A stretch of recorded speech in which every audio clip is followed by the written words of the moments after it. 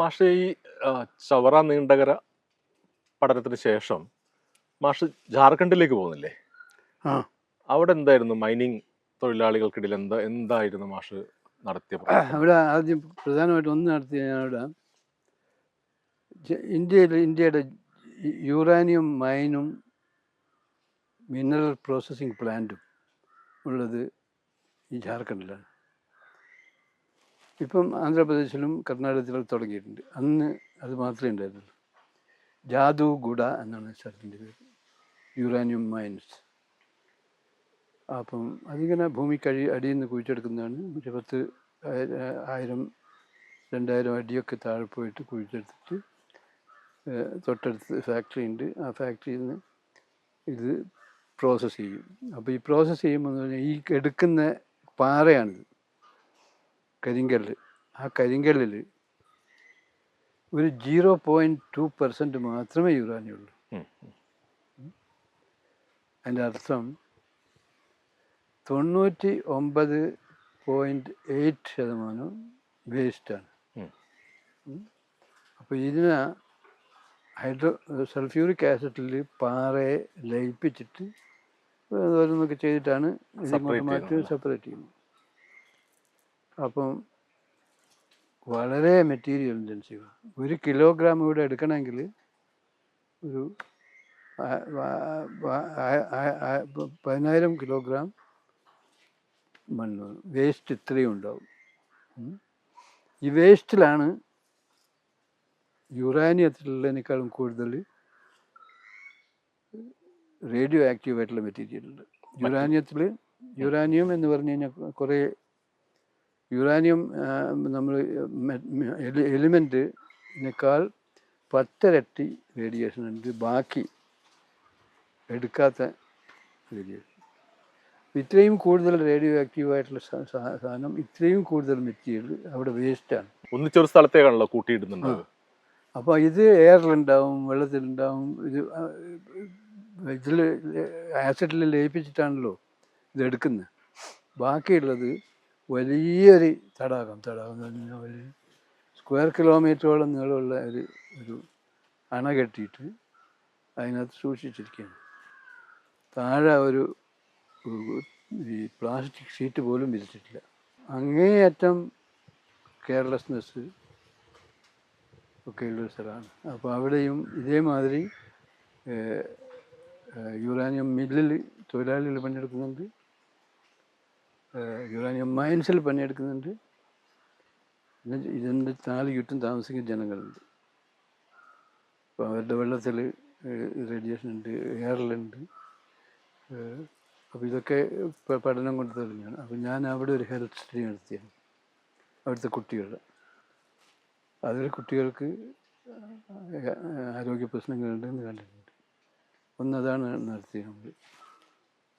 2, മറ്റ് സാധാരണയുള്ള മൈനിങ്, പ്രത്യേകിച്ചിട്ട് 2005 ഒക്കെ ഈ പുതിയ മൈൻസ് ഉണ്ടാക്കുകയും പുതിയ ഈ എക്കണോമി ഓപ്പൺ അപ്പ് ചെയ്യുന്ന സമയത്ത് അല്ലാതെ പിന്നെ ഓപ്പൺ കാസ്റ്റ് മൈനിങ് തുടങ്ങിയാണ്. അതൊക്കെ കൊണ്ട് ആകെയിൽ ജാർഖണ്ഡും അതേ കോൾ ഉണ്ടാകുന്ന എല്ലാ സ്ഥലവും വളരെ സ്ട്രെസ്സിലായിരുന്നു. കുറേ സമരങ്ങൾ നടന്നുകൊണ്ടിരുന്നു. പല പ്രോജക്റ്റുകളും അന്ന് പ്രപ്പോസ് ചെയ്തിരിക്കുന്ന പ്രോജക്റ്റുകളും മിത്തലിൻ്റെ ഒരു പ്രോജക്റ്റ് ഉണ്ടായിരുന്നു. അതൊക്കെ ഉരുക്ക് ഉൽപ്പാദിപ്പിക്കുന്നു, അതൊക്കെ ക്യാൻസൽ ചെയ്യിപ്പിച്ചിരുന്നു. നല്ലപോലെ സമരവും നടന്നു, നല്ലപോലെ എക്സ്പാൻഷനും നടന്നു ഇൻഡസ്ട്രി.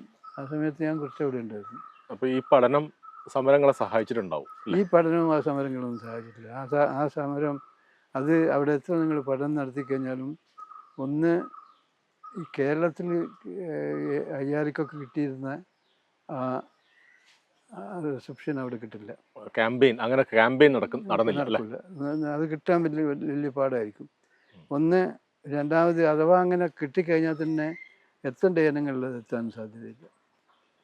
നമ്മളിപ്പോൾ പറഞ്ഞു കഴിഞ്ഞാൽ ഹിന്ദുസ്ഥാൻ ടൈംസ് ആണ് പ്രധാനമായിട്ടും വെക്കുന്നൊരു paper, times of India, statesmen, ഇവർ വേണമെങ്കിൽ കാര്യമായിട്ട് പ്രസിദ്ധീകരിക്കും. അതവിടെ എവിടെയും പൊതുവെ എത്തുന്നില്ല. അതുകൊണ്ട് രണ്ടാമത് ആറ്റമിക് എനർജി ആയതുകൊണ്ട് വലിയ വിഷമമാണ് അവരെന്തും ചെയ്യാൻ. കാരണം അത് ഇന്ത്യയുടെ ബോംബുണ്ടാക്കുന്ന മെറ്റീരിയലാണ്. വേണമെങ്കിൽ കുറച്ച് പേരെ എന്തും ചെയ്ത് എലിമിനേറ്റ് ചെയ്യാനും ഒരു പ്രശ്നം ഉണ്ടാവില്ല അവർക്ക്. ഇതിന് ഇക്കാര്യമായതുകൊണ്ട് തൊടാൻ സമ്മതിക്കില്ല. പിന്നെ നിങ്ങൾക്ക് സ്റ്റഡിയൊക്കെ നടത്താം, എന്നിട്ട് പബ്ലിഷൊക്കെ ചെയ്യാം. സർക്കാരും അതിലൊന്നും ഇടപെടാൻ സാധ്യതയില്ലായിരുന്നു അല്ലേ? സർക്കാരിന് ഇടപെടാൻ സർക്കാരിൻ്റെ ആണത്. Uranium corporation of India limited എന്ന് പറഞ്ഞ ഒരു കമ്പനിയാണ് അത് നടത്തുന്നത്. അത് കോർപ്പറേഷനാണ്. പക്ഷെ അതാണ് സർക്കാർ അതിനപ്പുറം എന്താണ്? അല്ല, എങ്കിലും ഈ ഇതിനെ ബാധിക്കുന്ന ആളുകൾക്ക് വേണ്ടി എന്തെങ്കിലും ഹെൽത്ത് കെയറോ അല്ലെങ്കിൽ അവരെ പ്രൊട്ടക്ട് ചെയ്യാനുള്ള എന്തെങ്കിലും അത് ഒന്നാമത് അവർ സമ്മതിക്കില്ല. ഇങ്ങനെ ഒരു പ്രശ്നം ഇവിടെ ഉണ്ടെന്ന് ഒരിക്കലും അവർ സമ്മതിക്കും. ഓക്കെ. രണ്ടാമത് ഇങ്ങനെ ഡിബേറ്റിന് അവർ നിൽക്കില്ല. നമ്മളിങ്ങനെ ഒരു ഓപ്പൺ ഒരു സയൻറ്റിഫിക് ക്രൗഡിൽ പോയി ഞാൻ എൻ്റെ പേപ്പർ പ്രസൻറ്റ് ചെയ്യുന്നു, നിങ്ങളുടെ പേപ്പർ പ്രസൻറ്റ് ചെയ്യുന്നു, എന്നിട്ട് മറ്റവർക്ക് വേണേൽ ജഡ്ജ് ചെയ്യാം, അതിനവർ നിൽക്കില്ല. പിന്നെ ഇപ്പോഴും കാര്യങ്ങൾ ഒരു ഇതുപോലെ തന്നെയായിരിക്കും നടക്കുന്നുണ്ടാവില്ല പല മേഖലകളിലും. അന്ന് ഇതൊക്കെ പണ്ട് തുടങ്ങിയതാണ്. ഞാനീ പറഞ്ഞിരിക്കുന്ന സ്ക്വയർ കിലോമീറ്ററോളം നീളമുള്ള ഈ തടാകമില്ലേ, ഉണ്ടാക്കിയതാണ് മാൻമെയ്ഡ്. അപ്പോൾ ഇതിൻ്റെ ഒന്ന് ഈ താഴെ അങ്ങനത്തെ സാധനങ്ങൾ ലോകത്തിൽ ഇത് മാത്രമല്ല ആദ്യത്തെ, പല സ്ഥലത്തും ഉണ്ട് ഇതേമാതിരി. പക്ഷെ അതിൻ്റെ ഒരു മെത്തഡോളജി ഉണ്ട്. ഒരു 3 ലെയർ, മുമ്പൊക്കെ 3 ലെയർ പ്രൊട്ടക്ഷൻ ഉണ്ടായിരുന്നു.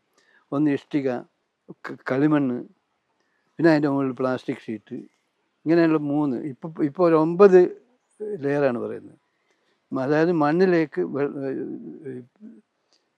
ഗ്രൗണ്ട് വാട്ടറിലേക്ക് ഈ സാധനം ഇവിടുന്ന് ലീച്ച് ചെയ്ത് പോരും. അതാണ് എല്ലാവരും കെമിക്കൽ ആൻസർ റേഡിയേഷൻ ആയതുകൊണ്ട് വളരെ സ്ട്രിക്റ്റ് ആയിട്ടുള്ള നോംസ് ഉണ്ട്. ഇതൊന്നുമില്ല. ഒരു പ്ലാസ്റ്റിക്കിൻ്റെ തുണി പോലെ നെയ്ക്കഡാണ് ഈ ഡാം എന്ന് പറയുന്നത്. അതിൽ കൂടെ അങ്ങ് പോകുന്നത്. ഇതേ വെള്ളമാണ് ജനങ്ങൾ കുടിക്കുന്നത്. ഇതിനപ്പുറം ഇതൊന്നും ഒന്നും ചെയ്യാൻ പറ്റാത്ത അങ്ങനത്തെ സ്ഥലം. ഒന്നാമത് ഇപ്പോൾ നിങ്ങൾക്ക് അവിടെ പോകണമെങ്കിൽ കാറ് വേണം. റാഞ്ചിയിലിറങ്ങി അത് കഴിഞ്ഞിട്ട് ഒരു 3-4 മണിക്കൂർ കാറിലൊക്കെ പോകണം. ബസ് ഉണ്ടാവും ചിലപ്പോൾ, പക്ഷേ അതൊക്കെ എത്തുമ്പോഴത്തേക്ക് വൈകുന്നേരമാവും. അപ്പോൾ ഇത്തരം ഇൻഡസ്ട്രിയൽ ഏരിയകളിലേക്ക് അതുപോലെ തന്നെ ഫാക്ടറികൾക്കുള്ളിലേക്ക് ഒക്കെ മാഷ് കടന്നു ചെന്ന് പഠനം നടത്തുമ്പോൾ അതിന് തടസ്സങ്ങളൊന്നും നേരിട്ടില്ലായിരുന്നു ആ സമയത്ത്? അവിടെ എനിക്ക് യുറാനിയം കോർപ്പറേഷനിലൊന്നും പോകാൻ പറ്റിയിട്ടില്ല. അവിടെ പോകാൻ പറ്റില്ല, വളരെ വിഷമമായിരിക്കും. മറ്റു സ്ഥലങ്ങളിലൊന്നും പ്രശ്നമൊന്നുമില്ല. ഇത് യുറാനിയം ആയതുകൊണ്ട് ബോംബുണ്ടാക്കുന്ന മെറ്റീരിയലാണ്.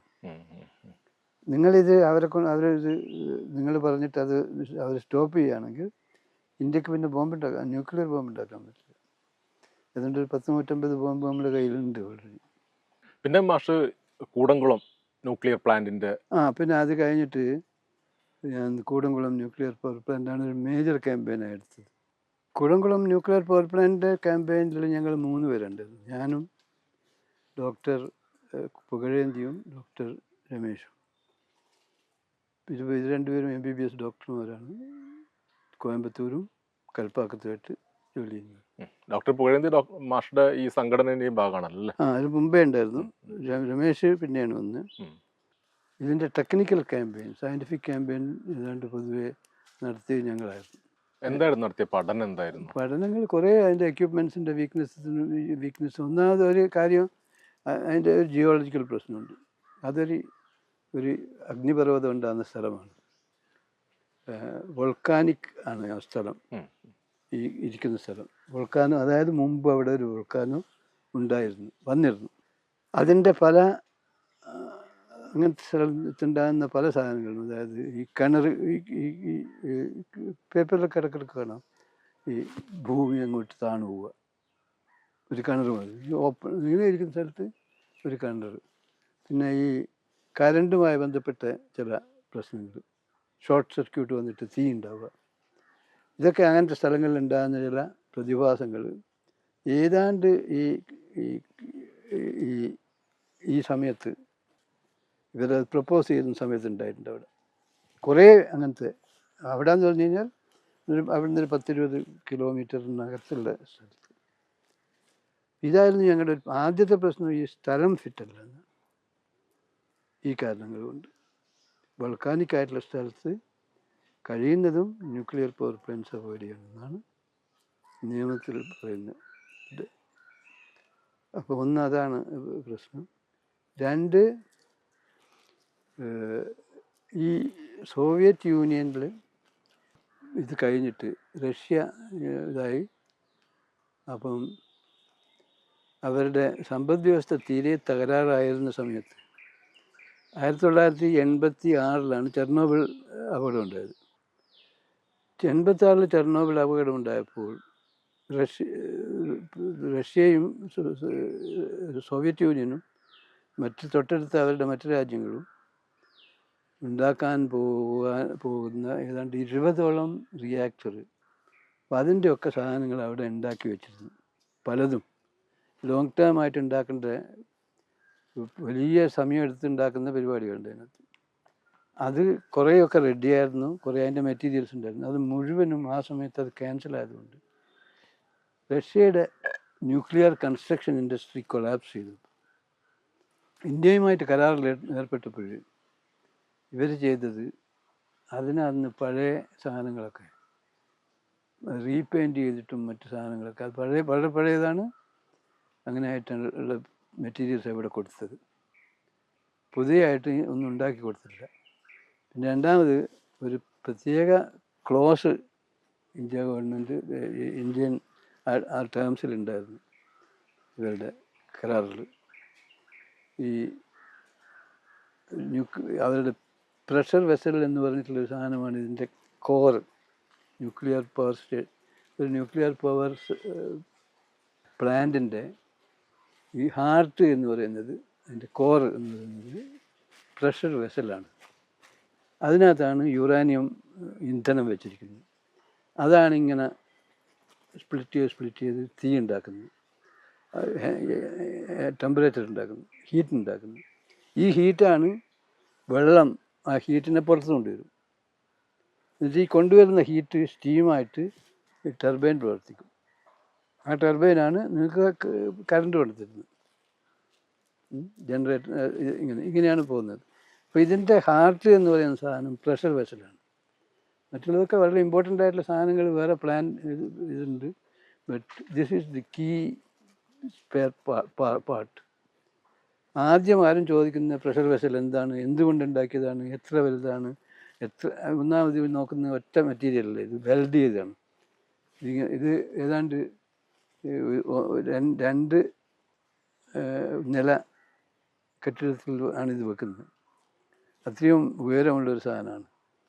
അപ്പോൾ ഇതിങ്ങനെ ഇന്ന സ്ഥലത്ത് അതിനകത്ത് ഇതിനകത്ത് ഈ ബെൽറ്റ് റീജിയൻ, അതായത് മിഡിൽ റീജിയൻ, അതാണ് ഏറ്റവും കൂടുതൽ സെൻസിറ്റീവ് ഈ പ്രഷർ വെസലിൻ്റെ. അവിടെ വെൽഡിങ് ഉണ്ടാകാൻ പാടില്ല എന്നൊരു ക്ലോസ് ഉണ്ടായിരുന്നു ഇനീഷ്യൽ കോൺട്രാക്റ്റിൽ. അങ്ങനത്തെ പ്രഷർ വെസലുണ്ട് അവിടെ, വെൽഡിങ് ഇല്ലാത്ത ഉണ്ട്. ഇപ്പം പുതിയതായിട്ട് ഉണ്ടാക്കുന്നു. പണ്ടുണ്ടാക്കി അങ്ങനെയായിരുന്നില്ല. അമേരിക്കയും എല്ലാവരും ഉണ്ടാക്കി. ഇതിനതുണ്ടായിരുന്നു. ഇവിടെ കൊണ്ടുവന്ന് വെച്ചിരുന്ന 2 റിയാക്ടറിനകത്തും ഇവിടെ വെൽഡിങ് ഉണ്ടായിരുന്നു. അത് സേഫ്റ്റി വയലേഷനാണ് പ്രധാനമായിട്ടും. അതിനേക്കാൾ കൂടുതൽ കോൺട്രാക്ട് വയലേഷനാണ്. അങ്ങനെ കുറേ പ്രശ്നങ്ങൾ, മറ്റു പലതിനും പ്രശ്നമുണ്ടായിരുന്നു ഈ മറ്റ് സ്പെയർ പാർട്സിനൊക്കെ. അപ്പോൾ ഇതിനെക്കുറിച്ചൊക്കെ ഇത് സ്റ്റഡി നടത്തിയ ഞങ്ങളാണ്. ഏറ്റവും കൂടുതൽ ജനശ്രദ്ധ അല്ലെങ്കിൽ ഇവർക്ക് ഒന്നും ഇങ്ങോട്ട് തിരിച്ചു പറയാനില്ലാതെ ആയിപ്പോയത് ഈ വെൽഡിങ് ആണ്. അത് നല്ലപോലെ ഹിന്ദുവൊക്കെ നല്ലപോലെ പബ്ലിഷ് ചെയ്യും. ഹിന്ദു ഇന്ത്യൻ എക്സ്പ്രസ് നല്ലപോലെ പ്രോമിനൻസ് കൊടുത്ത് പബ്ലിഷ് ചെയ്യുന്നതും. അതുകൊണ്ട് എന്താ ഉണ്ടായെന്ന് പറഞ്ഞു കഴിഞ്ഞാൽ അതിനകത്ത് കറപ്ഷൻ നടത്തിയിട്ടുണ്ട് എന്നുള്ളത് ഒരു സർവ്വസാധാരണമായിട്ടുള്ള എല്ലാവർക്കും മനസ്സിലായി. ഈവൻ സർക്കാരിന് മനസ്സിലായി. CAG റിപ്പോർട്ടൊക്കെ വരുന്നുണ്ടായിരുന്നല്ലേ?